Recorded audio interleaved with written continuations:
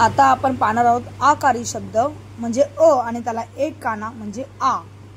तर क ला एक काना म्हणजे का, कावळा। ख ला एक काना म्हणजे खा, खार। ग ला एक काना गा, गाय। घ ला एक काना म्हणजे घा, घार।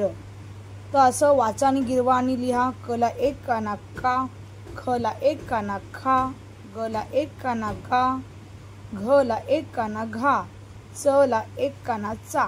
तर अशी ही पूर्ण 12 खडी आहे ज्याला काना लावल्यावरती शब्द तयार होतात। तर आपण त्याचे शब्द बघूया। म ला एक काना माड, फळा, स सा, बगळा, तलवार, काजळ, गाढव, माकड, गजरा, नकाशा, दरवाजा, पावसाळा, कारखाना, नारायण, सावकाश।